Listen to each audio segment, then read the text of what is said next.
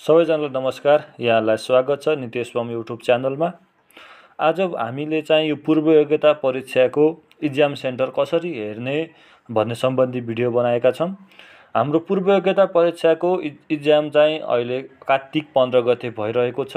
अब हाम्रो कार्तिक 15 गते आउन केही दिन मात्र बाँकी रहेकोले अब धेरैभन्दा धेरै विद्यार्थीहरूले इक्जाम सेन्टर कसरी हेर्ने, इक्जाम सेन्टर हेर्न अन्यल पर्नु भएको छ, या त इक्जाम सेन्टर नयाँ आउँछ कि पुरानो नै इक्जाम सेन्टरमा इक्जाम हुन्छ कि भन्नेमा धेरै कन्फ्युज हुनुभएको थियो।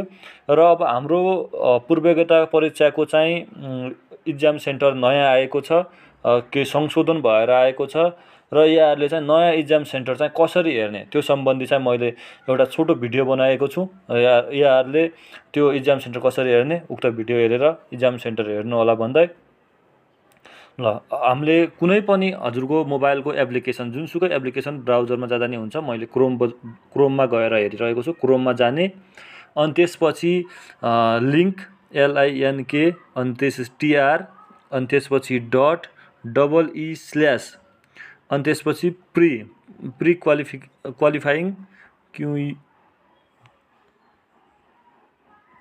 क्वालिफाइङ इक्जाम सेन्टर भनेर चाहिँ सर्च गर्ने।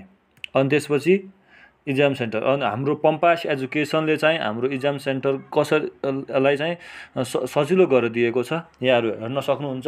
जस्तै सुर्खेतको इक्जाम सेन्टर हेर्न मन लाग्छ कि हजुरको कुन ठाउँ सेन्टर परेको छ, सुर्खेत हेर्ने कि अनि पोखराको हेर्ने, महेन्द्रनगरको हेर्ने, खोटाङको हेर्ने, जुम्लाको, हेटौडाको, धनकुटा, दाङ, बुटोल अनि त्यसै गरी बागलुङ अनि अरू अब काठमाडौँको र एउटा दुईवटा ठाउँ अरूको आउन इक्जाम सेन्टर आउन बाँकी छ। त्यो पनि हजुरहरूले यतैबाट हेर्न सक्नुहुन्छ। सेम प्रोसेसमा त्यो नयाँ इक्जाम सेन्टर आएपछि पम्पास एजुकेसनले चाहिँ यतै थप गरिदिनेछ तपाईँहरूलाई त्यो इक्जाम सेन्टरको पनि हजुरहरूले यहाँबाट इक्जाम सेन्टर हेर्न सक्नुहुनेछ।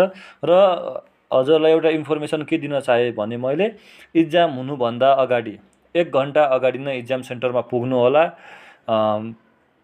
इक्जाम सेन्टरमा 1 घन्टा अगाडि पुग्ने र हाम्रो प्रवेश पत्र पनि लिनुपर्छ। प्रवेश पत्र र के भन्छ नागरिकता, हजुरको परिचय खुल्ने राष्ट्रिय परिचय पत्र भए नि हुन्छ, नागरिकता भए नि हुन्छ, लाइसेन्स जेसुकै छ तपाईँको परिचय पत्र खुल्ने त्यो लगेर जाने।